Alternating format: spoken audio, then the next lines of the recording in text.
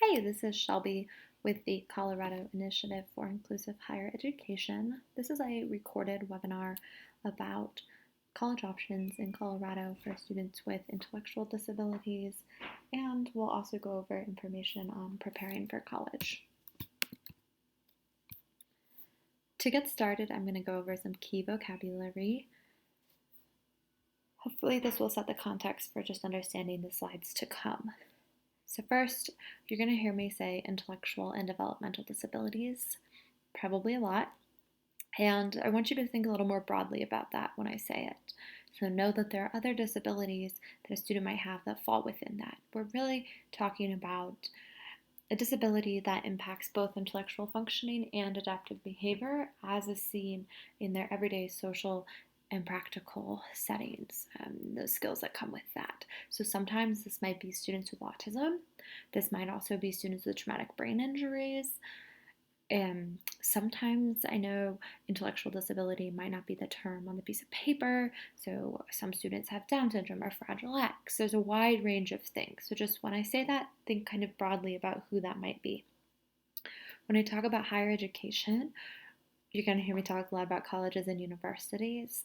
I want to be clear that really it's more than that. It's community colleges, trade schools, technical schools, all different types of higher education is what our organization is really interested in. We'll also talk a bit about college inclusion. So when we're talking about college inclusion, I'm talking about students with disabilities being with students without disabilities, whether that's in the classroom, that's in campus activities, in housing, all over campus. So it's not just an isolated area, it's really inclusion campus-wide in all settings where there are students without disabilities. For inclusive higher education, that term is really it kind of describes a practice. So it's really talking about setting up institutes of higher education to be inclusive for students of all various levels.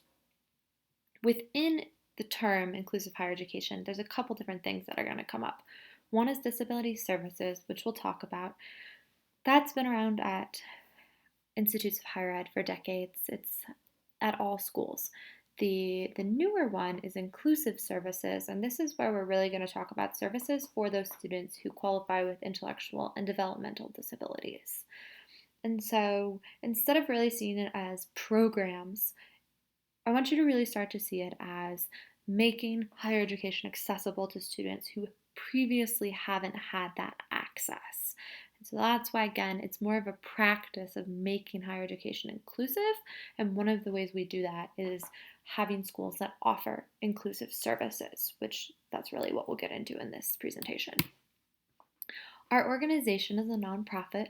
We were founded in 2014 with the mission to create inclusive college opportunities in Colorado for students with intellectual disabilities to foster academic growth, social development, and career advancement. So it's not just the academic piece, but it really is all those other pieces that come with college.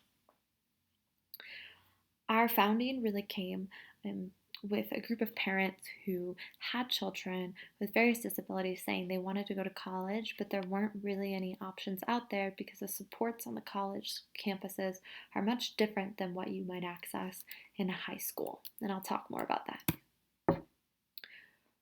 Before really diving into what this looks like on the day-to-day, I want you to know that nationally there's been a lot of research on what the impact of inclusive higher education is. So for students with intellectual disabilities who are going on to higher ed, we're seeing higher wage earnings, often significantly above minimum wage.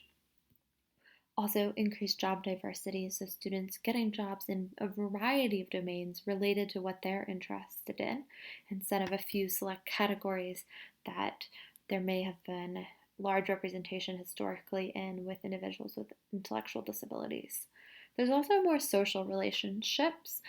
If you think about it, if you are a high schooler transitioning into the work setting, there's not as many people your age. But if you're a high schooler who transitions to college, there are a lot more people your age. So I think it's really a natural place to form those social relationships, especially with people close to your own age.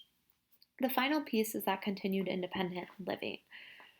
When students go on to higher education, many are living in dorms or apartments, and so they're taking that first step towards independent living, and they're finding nationally that students really are maintaining that. So they're less likely to live in a group home, less likely to live with mom and dad, and they're much more likely to rent their own homes, maybe live with a roommate, some live completely independently. It looks like a lot of different things. I just share these points so that you'll have a sense of the benefit of higher education stems beyond taking college classes. It's really very holistic to the person. Think College, you'll see their logo there. They are a national organization. They are the National Coordinating Center for Inclusive Higher Education. So they do a lot of the research. They also kind of put out standards on best practices within inclusive higher education. They have webinars, lots of ways for families to connect. Really great resource to look into. So Another piece to know about Think College is they were established under the 2008 Reauthorization of the Higher Education Act. That really set the framework for how inclusive higher education and how there could be access to higher ed for students with intellectual disabilities. And so there's a lot of pieces you can look into. I won't go too much into that, but just know that there is some national legislation around this.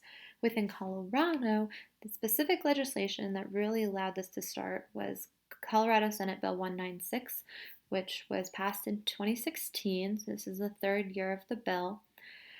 And that was a collaborative effort between our organization and a variety of other community partners. And what it does is it lays out the framework for inclusive higher ed. So everything I talk about and the supports in place is really kind of outlined in that bill. It also provides pilot funding to 3 schools. That's the critical piece, is that funding. And now each school is growing to be self-sustaining, so they won't be dependent on that Senate bill funding, but really allowed the supports to get started. The 3 schools offering services are the University of Northern Colorado. The office there is called GOAL, GOAL. The other is Arapahoe Community College, their Littleton campus. They have Elevate. And at the University of Colorado at Colorado Springs, their inclusive services is just called Inclusive Services. Those 3 schools with their offices are providing support directly to students with intellectual disabilities on campus. On the nonprofit side for the Colorado Initiative for Inclusive Higher Education, we do not provide any direct student support. We do much more advocacy for inclusive higher education, looking at expansion to other schools in Colorado. Part of our vision is that this becomes part of the fabric of all schools across Colorado. We also do some fundraising to support the schools and then to work with initiatives we have, one of which is the Education and Outreach Program, which is where I work. The final piece with the Senate bill is JFK Partners completes an evaluation each semester where they talk to families, students, staff to see how is it going, how is their experience with inclusive higher ed, are there any changes that need to be made? These are very new supports still, and so we know that there will still be some refinement to happen. I want to outline inclusive higher ed versus disability service, especially if this is something that maybe you're familiar with or not familiar with. I think it's important to really understand the difference between the two. All schools have disability services. They are going to be an office on campus where students go. Students who have already been accepted will go to the disability service office, disclose their disability to someone, and they'll talk about what accommodations would be appropriate. The big difference from high school is it's really falling on the student's shoulder to disclose that disability and to really advocate for the support they need. At some schools, the student then has to talk to the professor directly about getting those accommodations in their classes, and they might even make kind of like a student-professor contract. So even though they're connected with disability service, there still might be a lot of dialogue the student has to do with each professor of each class they're taking. Inclusive higher education is much different, and specifically going to work with students with intellectual and developmental disabilities. Your disability service office, on the other hand, is really students across the board, whether their disability is from chronic illness, whether it's a physical handicap, whether any of those things, whatever it might be. they're working with students with learning disabilities, students with autism, ADD, ADHD, so on and so forth. Anyone you can imagine who might be using those accommodations and has some sort of disability. For inclusive higher education, on the other hand, students do not have to be accepted via the traditional means. In fact, it's really about breaking down those typical barriers. So students don't need the SAT or ACT, they don't need a specific GPA, all of those kind of entry criteria. Students can be accepted without them via the inclusive higher education route. Students on this path also require support in various domains. Whereas someone using disability service, they're really going to be getting academic support. In some cases, those offices might have some additional supports in place, but in the majority, it's really just related to those academic accommodations. For inclusive higher education, we're looking at support within the social domain, the career domain, and the academic domain. The final piece that differentiates them is modifications versus accommodations. Disability services in the higher education world can only provide accommodations. With inclusive services, students can access modifications as well as accommodations. That is a critical difference, I would say. So in K-12, you're able to access both. But sometimes students might go on to higher education and they don't have those modifications anymore, and that can be really challenging. Some examples of those modifications are things like having shorter reading assignments, different length papers than your peers, having alternate assessments, potentially instead of a written final exam, a student completes a multiple choice final exam, potentially instead of a 2-page paper, instead of a 10-page paper, a student does a 2-page paper, just changes in that sort. Those are what the modifications are. If all you need to really prosper in higher education is things like that extra time, flexible deadlines, maybe frequent breaks in class, sitting in the front, those would be accommodations that any disability service office on any campus is able to provide. So I'm going to really get into the inclusive higher education piece now and talk about what these inclusive services look like at UNC, UCCS, and ACC. For the admission, students, once they are enrolled in higher education, can no longer be enrolled in high school, so there is no dual or concurrent enrollment. That does not mean the student has to graduate traditionally. We know that students with intellectual disabilities leave school at all different times for all different reasons. So a student might do a year of their district transition program for students of 18 to 21, or they might do transition till they're 21, then go to college. Some might not do transition at all and come right after their senior year. Some students might take a few years off and then go back to school. It's really up to the student and what works for them and when they're ready to go for school.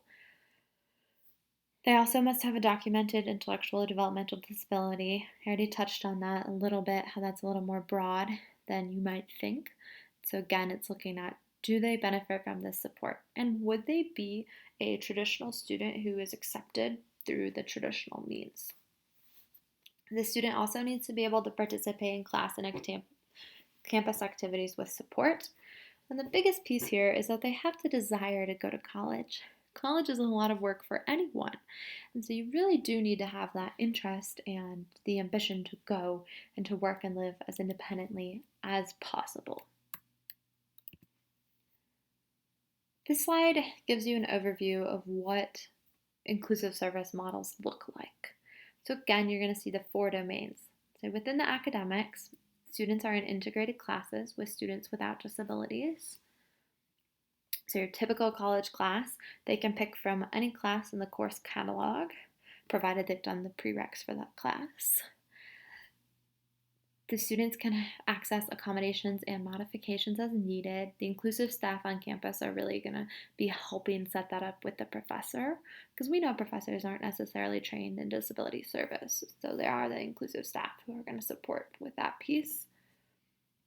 And there really is a high standard for academic performance that students are really working towards within those classes that they're taking. For the social piece, students can get involved with anything on campus, so they are enrolled as a traditional student in that sense that they have access to the rec center, to the eateries on campus, really anything on campus like any other student would. So we have students that volunteer, some are in student government, Some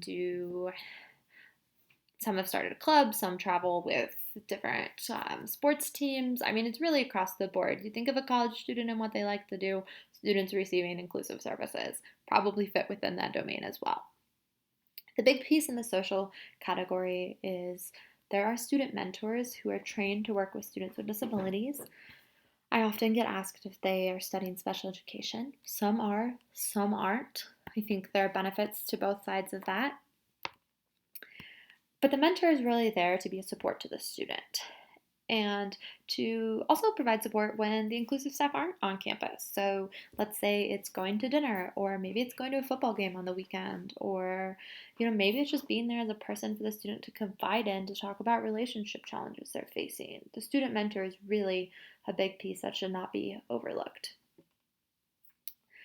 For the career piece, each semester students are completing a job experience. Oftentimes the first year they're doing more job shadowing, kind of career exploration, like what is a job, what are you interested in.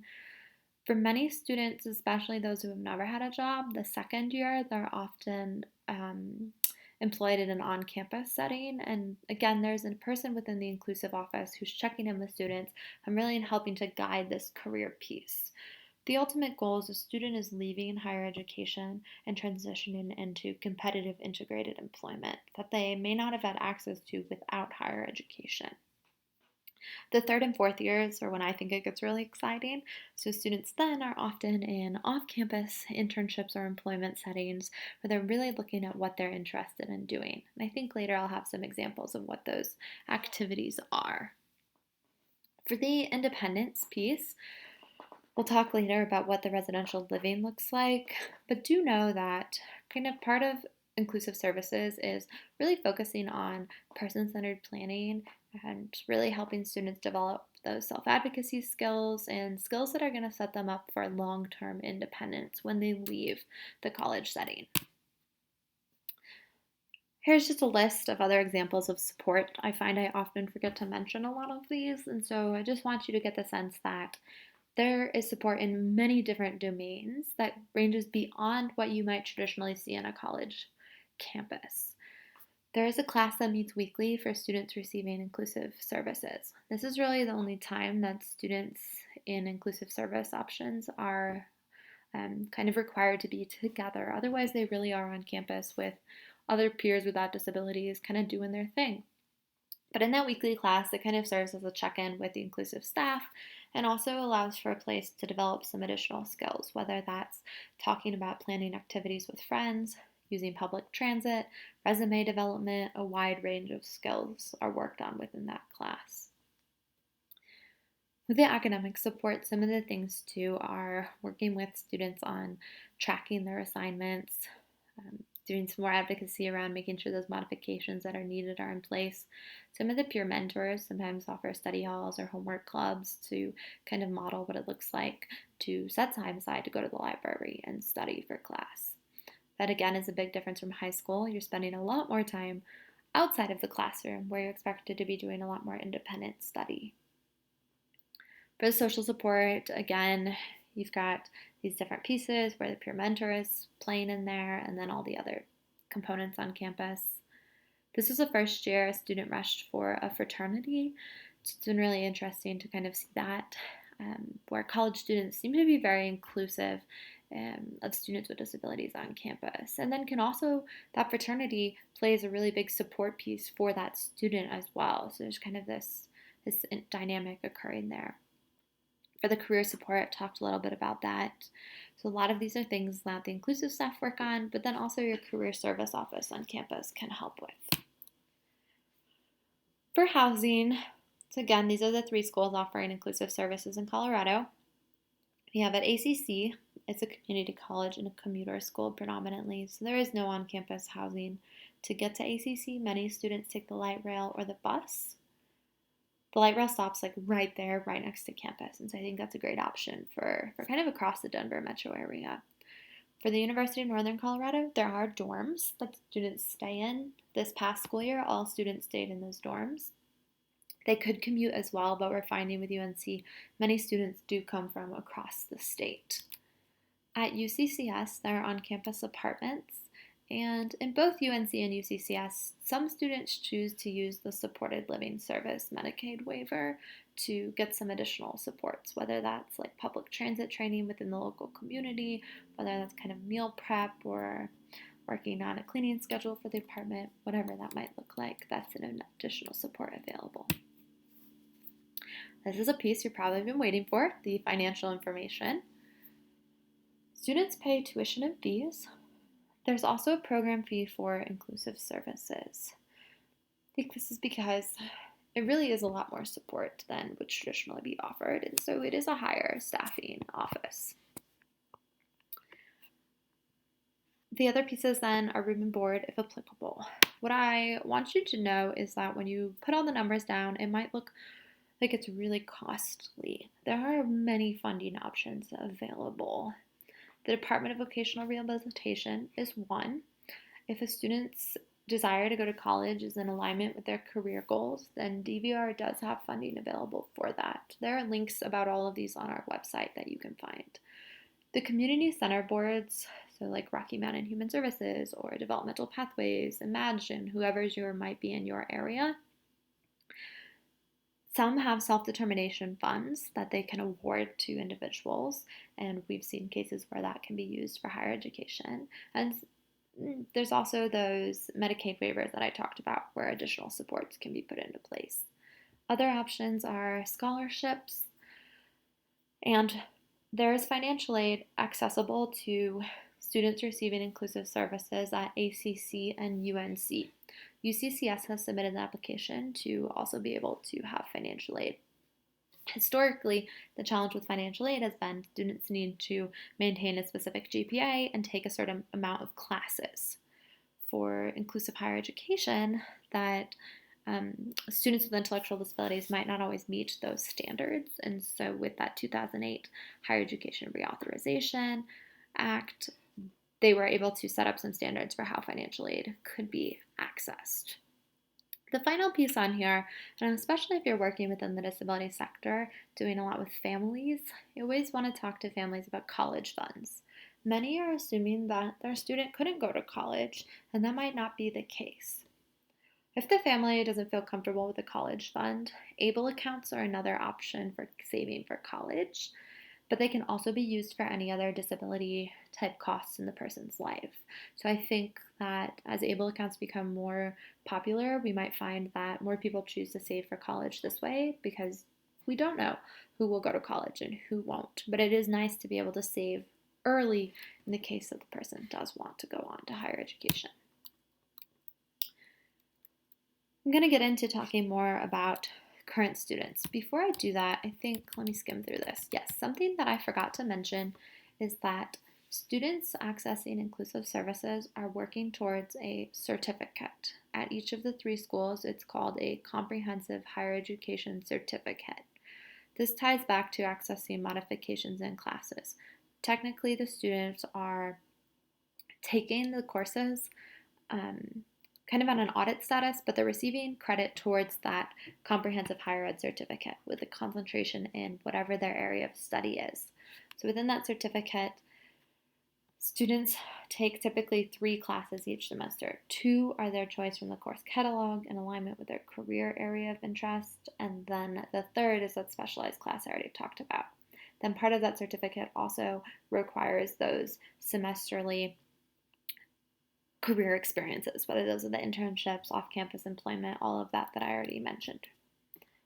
Now I'll get into talking about current students.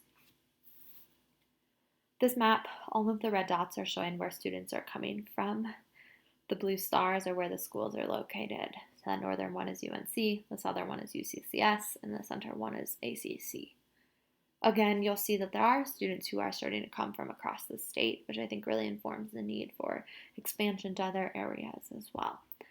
The areas of study are very far-ranging, whether it's brewing, government, photojournalism, public speaking and advocacy, criminal justice. I mean, really, look at a college course catalog, and there are so many options to choose from, and I think we're really seeing that wide choice play out in Colorado.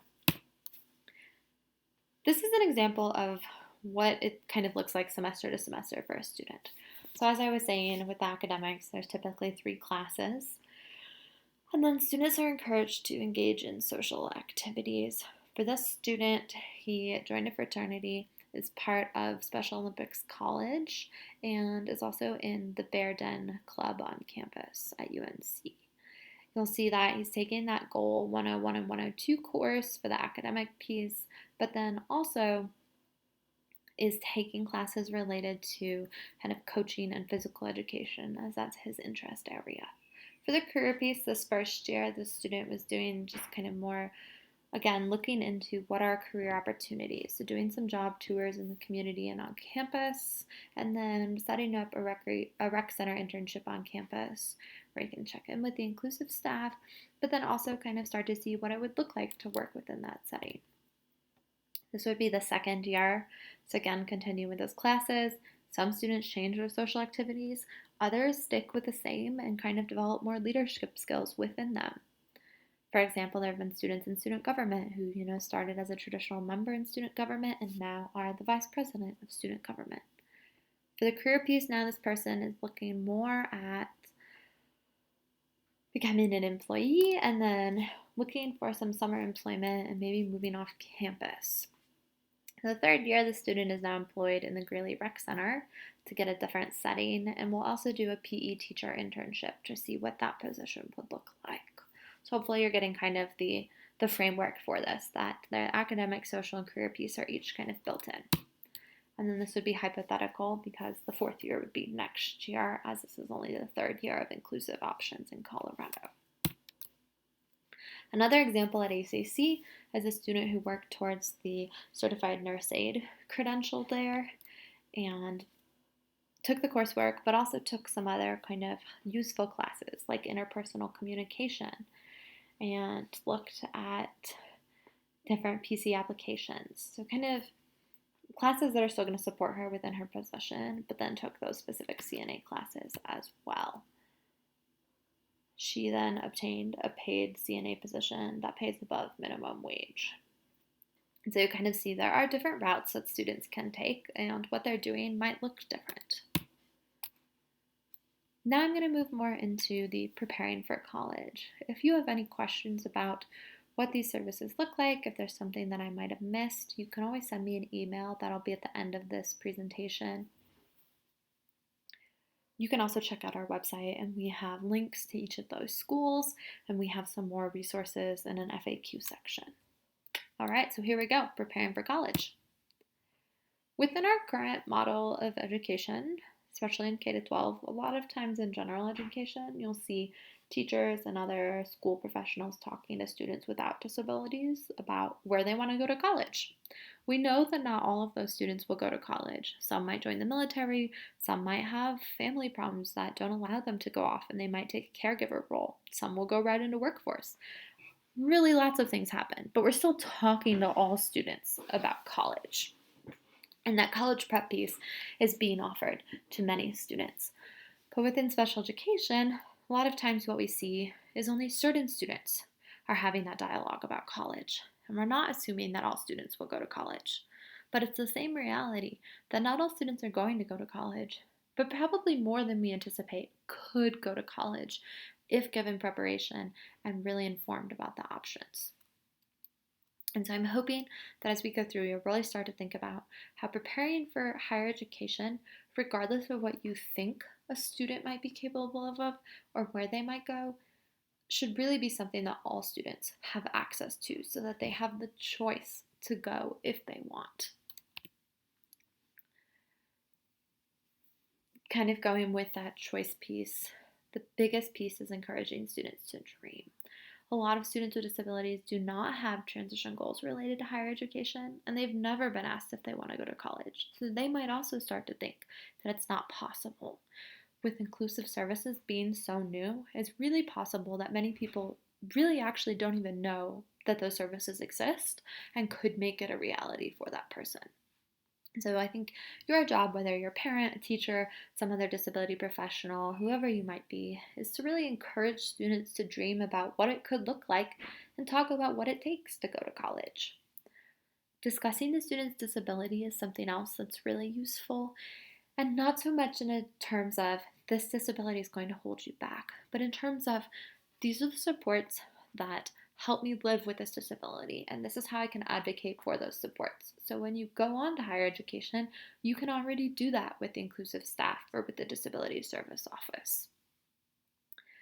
There's also that big independence piece with higher education. We could talk all day about academic skills, but a lot of times I think this is the piece that gets overlooked.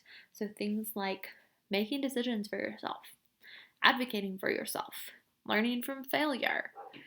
Just like if you make a mistake, that's okay, but how can you work through that mistake? Just like all other college students are going to do, you're going to face a lot of challenges, especially in that first year as a freshman. I think probably a lot of you could think about what those challenges are or what they were for you as a freshman. And so, again, considering with students with disabilities, those are going to be a lot of the same problems, and there is a real need to start building those skills to work through whatever problems do come up. Obviously, we're advocating for inclusive higher education, so we're also advocating for early inclusion.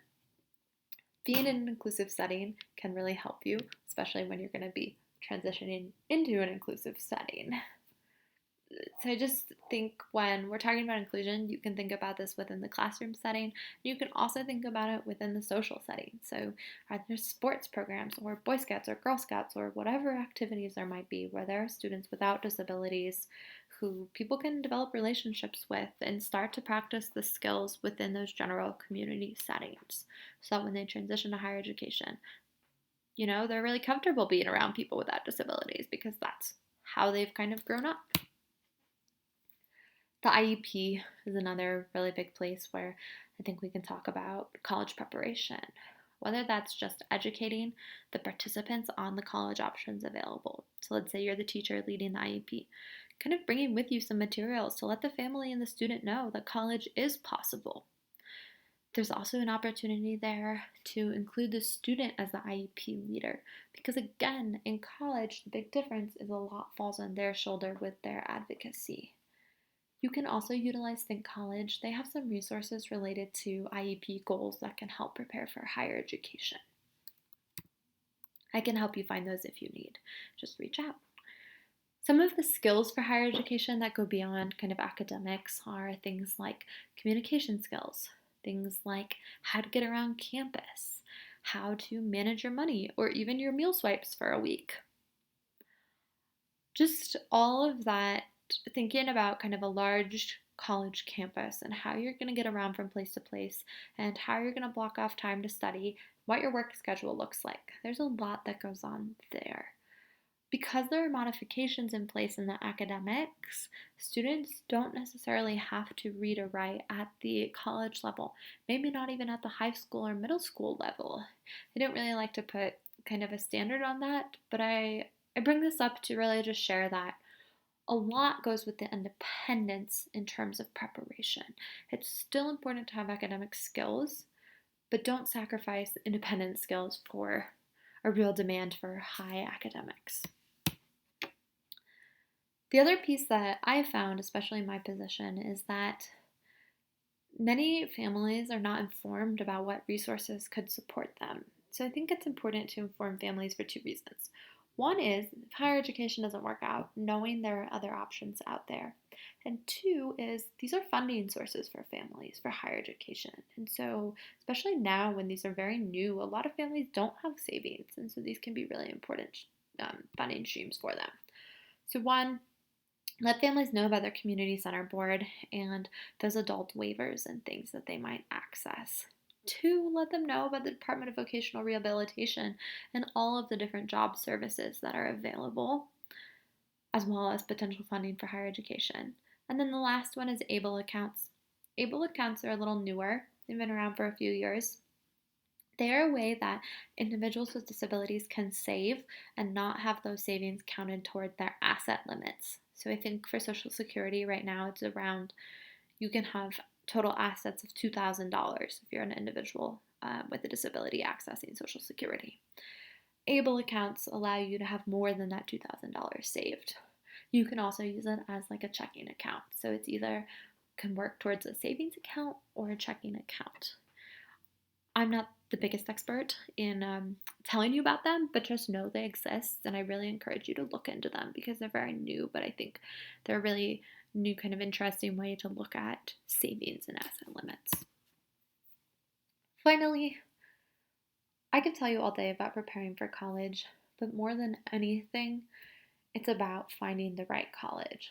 So, whether that is a student meeting with a high school counselor to talk about colleges, going to a college fair, those recruiters aren't going to know as much about inclusive services, but what they are going to know is what it's like to live on campus, what activities you can do, what you can study, and they're really the one for students to talk to learn about what that school is like, especially if you already know that the services are in place there for that student. I think it's important just to talk about what college they're interested in. Also, the size, the location. I mean, there's so many factors. Again, just as it is with any other college student, I think you really have to look at what is the right fit for this person and what do they want. I've included this slide on how you can help because, again, we're really trying to disseminate more information. I do conference presentations, professional trainings, these sorts of webinars, meetings with families, all sorts of different outreach events. But we can always use more people spreading the message to other families and other teachers who don't know that these are options for their students or children. We're also on social media, so there's a link to our Facebook. You can get connected with us there. And you can also sign up for our newsletter. There's a link on our website. Our website is inclusivehighered.org. Together, we can really start to reimagine what's possible for students with disabilities and really start to build more inclusive spaces for adults with disabilities within the college setting, but then also within the vocational setting. By allowing students access to higher education, they have the opportunity to transition into a variety of different career fields. And so I'm really thankful that you're listening to this webinar. If you have any questions, please feel free to reach out. I am the outreach coordinator, Shelby. You'll see my email up there, shelbyb@inclusivehighered.org. And that's all I've got for you. So again, thank you. This shows some of our partners who sponsor our organization. Again, we are a nonprofit, and so we're thankful for all support that we're able to receive. All right, I look forward to hearing from you. Have a good day.